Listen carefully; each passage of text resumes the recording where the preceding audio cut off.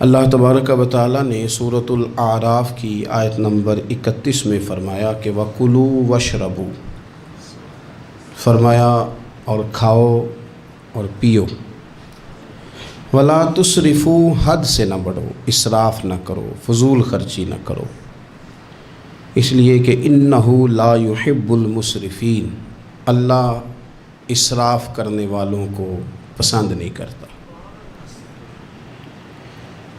بنو عامر ایک قبیلہ تھا، حج کے لیے آیا کرتا تھا۔ دور جاہلیت میں بھی لوگ حج کرتے تھے، اگرچہ اپنی طریقوں پر کرتے تھے۔ تو قبیلے کے لوگ حج کے لیے آتے تو وہ بہت کم کھانا کھاتے، جب حج پہ آتے بہت تھوڑا، گوشت اور چکنائی تو بالکل استعمال ہی نہیں کرتے تھے۔ نبی پاک صلی اللہ تعالیٰ علیہ وسلم کے بعد صحابہ نے عرض کی، یا رسول اللہ صلی اللہ تعالیٰ علیہ وسلم، حضور ہمارا زیادہ حق نہیں بنتا کہ ہم بھی کچھ چیزوں سے پرہیز کریں؟ اب آپ اندازہ فرمائیں کہ کچھ لوگ ایسے ہیں کہ جو روز شام کو گوشت کے ساتھ کچھ کھاتے ہیں، گوشت کھائیں گے یا گوشت ملا کچھ کھائیں گے تو ان کو پورے حج کے سارے دن ہی منع کر دیا جائے، اور چکنائی اور گھی استعمال نہیں کرنا، تو کون شخص ہے جو اس کے بغیر رہ پائے گا؟ تو صحابہ نے عرض کیا کہ یا رسول اللہ صلی اللہ تعالی علیہ وسلم، ہم بھی یہ کام نہ کریں، ہمارا زیادہ حق نہیں؟ تو اللہ تعالیٰ نے آیت نازل کر دی، فرمایا نہیں، کلوا واشربوا، کھاؤ بھی اور پیو بھی، بس ولا تسرفوا، حد سے نہ بڑھنا، اسراف نہ کرنا، فضول خرچی نہ کرنا، جو بھی کھاؤ پیو حد میں رہ کے۔ کھانے پینے سے اسلام منع نہیں کرتا، لیکن ولا تسرفوا، حد سے تجاوز۔ کیا معنی ہے اس کا؟ ایک معنی تو یہ ہے کہ جب تم کھاؤ تو تم حدود میں رہ کے کھاؤ گے، حلال حرام کی تمیز رکھ کے کھاؤ گے۔ تم مسلمان ہو، تمہارے اوپر کچھ ضروریات ہیں، ایسا نہیں ہو سکتا کہ جو تمہارے سامنے آیا تم کھا جاؤ۔ جو تمہارا ہے تم صرف وہی کھاؤ گے، جو تمہارا نہیں ہے تم اس کے قریب نہیں جاؤ۔ دوسرا معنی یہ ہے ولا تسرفوا کا، ہمارے مفسرین نے بیان فرمایا کہ کھانے کے بعد نہیں کھانا، بغیر بھوک کے نہیں کھانا، کثرت سے نہیں کھانا، ہر وقت کھاتے رہنا، ہر وقت کھاتے رہنا، کھانے کو اپنے ذہن پہ سوار کر لینا، رات کو فیصلہ کرنا کہ ناشتے میں یہ کھاؤں گا، اور ناشتہ کرتے ہی دوپہر کے لیے کھانا منگا لینا، پلان کر لینا کہ یہ سبزی منگا لو، اور دوپہر کی ابھی ٹیبل پوری سجی ہوئی ہے اور دانتوں کے اندر وہ شخص صفائی کر رہا ہے اور ساتھ آرڈر دے رہا ہے کہ شام کو میرے لیے فلاں چیز۔ تو کوئی کھانے پینے تو نہیں نہ آیا مسلمان دنیا میں، کھانے پینے تو نہیں آیا، اور اتنا کھانا کہ اس کو سوار کر لینا۔ امام غزالی رحمۃ اللہ علیہ نے احیاء علوم کے اندر لکھا ہے کہ زیادہ کھانے سے مسائل پیدا ہوتے ہیں، شہوت زیادہ بڑھتی ہے زیادہ کھانے سے، غلط خیالات زیادہ آتے ہیں۔ اس لیے صحیح حدیث میں موجود ہے، نبی پاک صلی اللہ علیہ وسلم نے جوانوں سے فرمایا تھا کہ اے جوانوں کے گروہ، یا نکاح کر لو، اور اگر طاقت نہیں رکھتے تو روزے رکھا کرو، اس لیے کہ فاقہ شہوت کو کم کرتا ہے برے خیالات کو، یہ کمزوری لاتا ہے تھوڑی سی انسان کے جسم میں، تو خیالات کم ہوتے ہیں۔ اور پھر جب آپ اپنا پیٹ بھر لیتے ہیں، ایک تو آپ سست ہو جاتے ہیں، نیند غلبہ کرتی ہے، غلبہ نیند کا بندے کو غافل کرتا ہے۔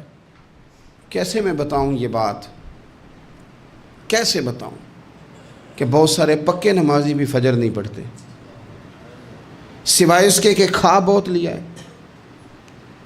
اور وہ نیند کے غلبے نے صبح اٹھنے نہیں دیا، غفلت پیدا ہوتی ہے، شہوت پیدا ہوتی ہے، اور جب آپ کا ذوق بن جاتا ہے زیادہ کھانے کا، پھر آپ کی ذہن کی مشقت بڑھ جاتی ہے، آپ پھر زیادہ کوشش کرتے ہیں، سکون زندگی میں ختم ہو جاتا ہے، پھر یہ بھی کمانا ہے، وہ بھی کمانا ہے، یہ بھی کرنا ہے، خواہشات بڑھتی ہیں، آپ کا معاملہ آگے کی طرف نکل جاتا ہے۔ کوشش کریں زندگی کے اندر آپ اعتدال کے ساتھ، یعنی اسلام کھانے سے تھوڑی منع کر رہا ہے، کھانے سے منع نہیں کیا جا رہا آپ کو حد سے بڑھنے سے، اعتدال میں رہ کے آپ یہ کام کریں، اعتدال میں رہ کے آپ کچھ چیزوں سے بچیں، معتدل رکھیں اپنے آپ کو۔ عزیز دوست، اعتدال ویسے بھی زندگی میں وہ بندہ تنگ نہیں ہوتا جو اعتدال کے ساتھ چلتا ہے. جو درمیانی چال چلے وہ پریشان ہے. بہت زیادہ کھانا کھانے کا رواج آ گیا ہے. اور پھر یہ کہ کچھ چیزیں بطور فیشن کے بھی، یعنی لوگ کہتے ہیں برگر کا اور پیزے کا رواج بہت زیادہ ہے. میرا ذاتی اس میں رائے یہ ہے کہ بہت سارے لوگ ہیں جو پیزے برگر کو آج بھی پسند نہیں کرتے. لیکن مصیبت یہ ہے کہ یہ کھانا فیشن ہے. یہ نہیں کھائیں گے تو لوگ ہمیں امیر کیسے کہیں گے، نہیں کھائیں گے تو لوگ پڑھا لکھا کیسے کہیں گے، جدید دنیا کا بندہ کیسے مانیں گے اگر نہیں کھائیں گے. تو نہ کریں ایسا، سادی غذا کھائیں اور بہت زیادہ کھانا کھانے سے اپنے آپ کو بچائیں. نبی پاک صلی اللہ تعالی علیہ وسلم خزانوں کے مالک ہیں، خزانوں کے. لیکن حضور نے نا فقر اختیار کیا، تھوڑا کھایا. یہ حدیث کبھی دل کی تختی پہ لکھ لیں تو کام آئے گی. یعنی کون سا ایسا گھر ہے جس میں شام کو روٹی نہ پکے تو قیامت نہ کھڑی ہو. عورتیں احتجاج نہ کر دیں، بلکہ روٹی نہ پکنا تو دور کی بات ہے، بچوں کی مرضی کی نہ پکی ہو تو وہ چیزیں توڑتے ہیں. لیکن قربان جائیں، ادھر دیکھو نا، کچھ ہمارے اوپر ہمارے دین کی بھی تو ذمہ داریاں ہیں نا. ہم نبی پاک سے محبت کرنے والے ہیں، کچھ سرور کائنات کی غلامی کے بھی تو قرض ہیں نا ہمارے ذمہ. میرے نبی پاک صلی اللہ علیہ وسلم کی پیاری زوجہ ام المومنین عائشہ صدیقہ رضی اللہ تعالیٰ عنہ فرماتی ہیں، مدینہ شریف آنے سے لے کر حضور کے وصال ظاہری تک کبھی ایسا نہیں ہوا کہ ہم نے 3 دن تک مسلسل پیٹ بھر کے گندم کی روٹی کھائی ہو. 10 سالوں میں کبھی ایسا. یہ بھی تو دین ہے نا، یہ بھی تو بھائی دین ہے کہ صرف نعرے لگانا ہی دین ہے، کہ صرف یہ کہنا ہی دین ہے کہ جناب میٹھا کھا لو کھانے کے درمیان سنت ہے، مسواک کر لو سنت ہے. یہ بھی تو سنت ہے کہ مسلسل 3 دن تک حضور نے پیٹ بھر کے کھانا نہیں کھایا. کوئی مجبور ہے اس کے لیے؟ حضور مجبور ہے نبی پاک صلی اللہ علیہ وسلم اس کے لیے؟ یہ حضور کی چاہت ہے. تھوڑا کھانا کھایا جائے، کم پہ گزارا کیا جائے اور سادہ غذا کو استعمال کیا جائے. کوئی کام نہیں کر پاتے ہمارے بچے، روٹی کھاتے ہیں مرضی کی، ثقیل غذا کھاتے ہیں جو ہضم مشکل سے ہوتے، اور پھر کھاتے ہی فوراً موبائل لے کے وہ لیٹ جاتے ہیں.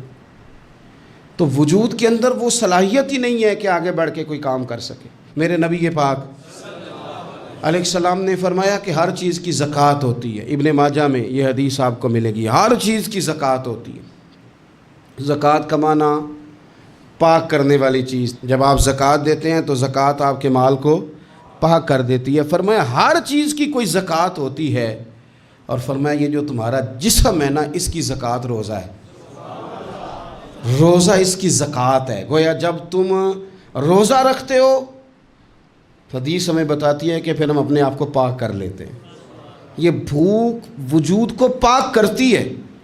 آپ کے ذہن کو، یہ جس بندے میں بڑی صلاحیت ہے نا کام کرنے کی، وہ روٹی بہت زیادہ کھاتا ہے تو پردہ پڑ جاتا ہے، کر ہی نہیں پاتے کچھ.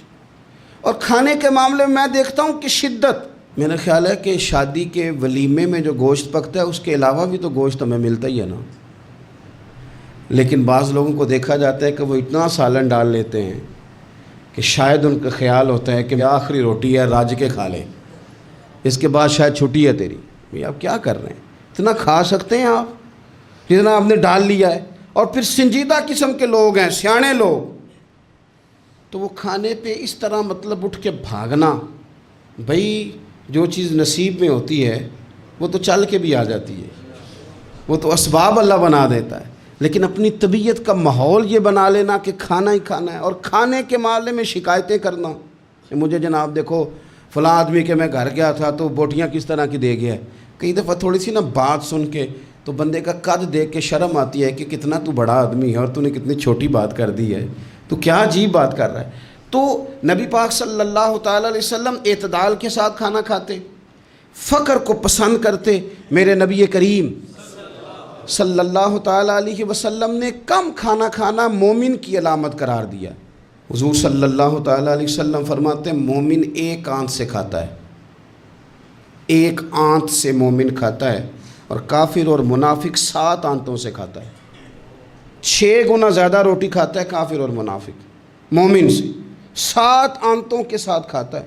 ہمارے ہاں تو اللہ کے فضل سے نا اب کھانا کھانے کی اور کھانا کھلانے کی دوڑ لگی ہوئی ہے۔ یعنی عجیب فلسفہ ہے لوگوں کا کہ 4-5 نوجوان ہیں تو کہتے ہیں آج دعوت تیری طرف ہے اور کل دعوت میری طرف اور پرسوں اس کی جانب ہے اور ترسوں اس کی جانب ہے، اور لوگ اس قدر زیادہ یہ دعوت کا شوق رکھتے ہیں، اتنا زیادہ۔ مثلا میرے ساتھ لوگ بڑا پیار کرتے ہیں لیکن صرف دعوت دیتے ہیں کھانے کی، تو میں کہتا ہوں آپ دعوت دینے کی بجائے ہماری دعوت قبول کیوں نہیں کرتے؟ ہم آپ کو دین کی دعوت دے رہے ہیں، وہ والی قبول کریں نا، روٹی کھا لیں جی، آ جائیں کھانا کھا لیں۔ تو میں کہتا ہوں اور بھی کم ہے زمانے میں لنگر کے سوا، روٹی کے علاوہ بھی بڑے کام ہیں جو کرنے والے ہیں۔ تو آپ اعتدال کے ساتھ کھانا کھائیں، ضرور کھائیں، جو نعمتیں آپ کے پاس ہیں ان سے آپ لطف ضرور حاصل کریں لیکن اعتدال کے ساتھ۔ اور پھر آپ کو پتہ ہے جب آپ بے تحاشا کھانا کھاتے ہیں نا، اس کا نقصان یہ ہوتا ہے کہ پھر انسان، میں نے دیکھا ہے جب بندے مالدار ہو جاتے ہیں نا یا سہولیات ان کو مل جاتی ہیں تو انہیں غریبوں کا دکھ ختم ہو جاتا ہے۔ اکثر امیر آدمی کے دوست بھی امیر ہوتے ہیں، پھر وہ کہتے ہیں کہاں غربت ہے پیر صاحب؟ کس نے کہا آپ کو؟ کس نے کہا آپ کو کہ لوگوں کو کپڑا نہیں ملتا، سارے لوگ ٹھیک ہیں؟ کیوں بھلا؟ اس لیے کہ وہ امیر تھا تو اب دوستی بھی امیروں کے ساتھ ہو گئی۔ پھر نہ کچے مکان نظر آنے بند ہو جاتے ہیں، پھر چوک میں دیہڑی کے لیے کھڑے مزدور نظر آنے بند ہو جاتے ہیں، پھر ہسپتال میں کبھی جاؤ نا، میں نے یہ نظام دیکھا ہے کہ ایسے نوجوان بھی ہیں جو میڈیکل سٹور والے سے کہہ رہے ہوتے ہیں کہ شناختی کارڈ رکھ لے، اماں کے لیے مجھے گولیاں جلدی دے دے، میرا بھائی آتا ہے تو تجھے پیسے دیتا ہے۔ یہ لوگ بھول جاتے ہیں نا، اس لیے کہ ہم تو اب چیزیں جو ہیں وہ ہوم ڈیلیوری پہ لے رہے ہیں، پیسہ ہی بڑا ہے۔ ہمیں کب یاد رہے گا کہ کوئی بھوکا ہے؟ ہمیں کب یاد رہے گا؟ لیکن یہ تب ہے جب آپ کبھی بھوکا رہنا سیکھیں، آپ کی طبیعت میں ہو۔ میرے رسول پاک علیہ السلام نے فقر اختیار کیا تاکہ پتہ چلے غریب کی بھوک کی تکلیف کیا ہے۔ دیکھو حضرت یوسف علیہ نبینا علیہ السلام کے بارے میں امام غزالی نے لکھا ہے کہ جناب یوسف علیہ السلام نے تو غلہ جمع کر لیا تھا مصر میں، آپ نے خواب دیکھی تھی تو غلہ آپ نے جمع کر لیا، باقی سب علاقوں میں فاقہ تھا، غربت تھی، قحط تھا۔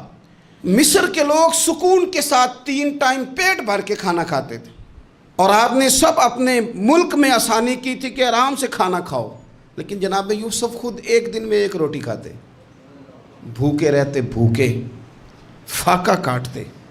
لوگوں نے کہا حضور آپ خزانوں کے مالک ہیں اور آپ جو ہیں وہ کھانا نہیں کھاتے، کیا مقصد ہے؟ تو آپ فرمانے لگے اس لیے نہیں کھاتا، اگر میں نے بھی پیٹ بھر کے کھانا شروع کر دیا تو پھر بھوکے لوگوں کا درد میرے سینے سے نکل جائے گا، پھر اس بھوک کی، او میرے بھائی اب تو گاؤں سے آ کر پڑھنے والے بھول ہی گئے ہیں کہ کس کی ماں نے کتنا زیور بیچا تھا۔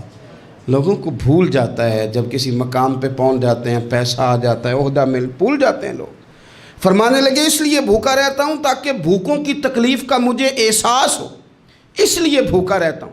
اگر آپ کی طبیعت احساس والی ہے نا، احساس والی، میں کیا کروں؟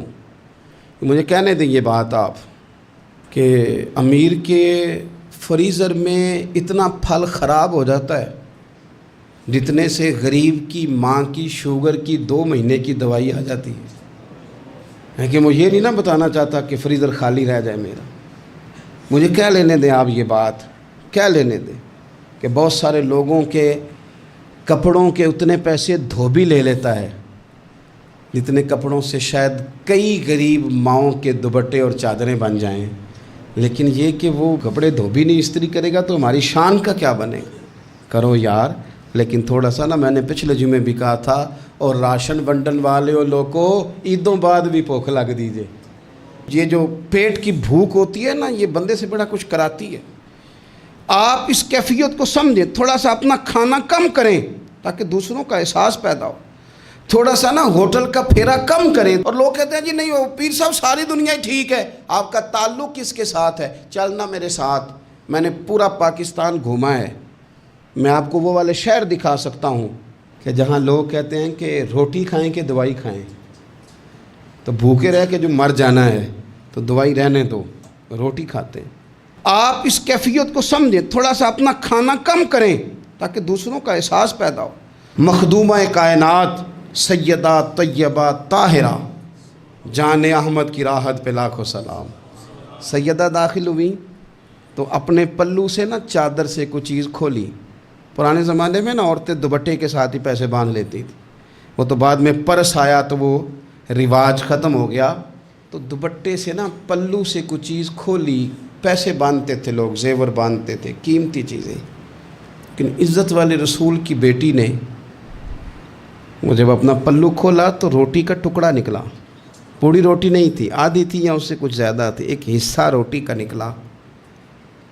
تو نبی کریم صلی اللہ تعالیٰ علیہ وسلم کی بارگاہ میں روٹی پیش کر کے عرض کرنے لگی، یا رسول اللہ کئی دنوں کے بعد علی تھوڑی سی گندم لائے تھے، پیسی ہے تو ایک کی روٹی پکی ہے، 2-3 لقمے میں نے کھا لیے تھے تو مجھے آپ کا خیال آیا، تو حضور میں یہ روٹی لے کے آئی ہوں۔ اللہ کے محبوب نے روٹی اپنے دست مبارک پہ رکھی، ایک ٹکڑا ایک لقمہ توڑ کے منہ کے قریب کیا، پھر سیدہ کی طرف دیکھ کے فرمایا، پتر 3 دن میں نا 3 دن اور 3 راتوں میں یہ پہلا لقمہ ہے جو تیرے باپ کے گلے سے گزرنے لگا۔ یہ 2 جہاں کے شاہ ہیں، یہ پاس کچھ رکھتے نہیں، 2 جہاں کی نعمتیں ہیں، ان کے خالی ہاتھ میں۔ حضرت عائشہ صدیقہ رضی اللہ تعالیٰ عنہ فرماتی ہیں، حضور اتنا فاقہ کرتے تھے کہ پیٹ مبارک پیچھے کمر سے جا لگتا تو میں نا ہمدردی کے ساتھ پیار سے پیٹ پہ ہاتھ پھیرتی، او غریبو نہ رویا کرو نا یار، اگر کبھی فاقہ کاٹنا پڑ جائے بڑے خوش بخت ہو، تم وہ کام کرتے ہو جو حسنین کی اماں کرتی تھی، تم وہ کام کرتے ہو جو رب کے لاڈلے محبوب کرتے تھے، تم وہ لوگ ہو۔ حضور امیروں کو بھی بڑا کرم فرماتے تھے، مالداروں پہ بھی شفقت کرتے تھے، پر کبھی سنا ہے کسی نے کہا ہو امیر نواز رسول؟ جب بھی سنو گے یہی جملہ ملے گا، غریب نواز رسول، غریب نواز رسول۔ تو پھر تمہاری غریبی بڑی شان والی نہیں جس پر کرم نوازیاں مدینے والے حبیب فرماتے؟ پھر یہ فاقے بڑے محبوب نہیں؟ پھر یہ تھوڑا سا غریبی میں وقت گزارنا یہ بڑی عظمت والا نہیں؟ میرے عزیز، اگر زندگی کے اندر تھوڑی توجہ ہو جائے، تھوڑا سا خیال ہو جائے، تو بہت ساری ہماری جو دقتیں ہیں زندگی میں، جو آزمائشیں ہیں، وہ ختم ہو جائیں۔ بچوں کو بھی تھوڑی عادت بنائیں۔ میں آپ کو بتاؤں، خواہشات اگر بچوں کی محدود ہو جائے نا تو باپ کی محنت بھی تھوڑی کم ہو جائے۔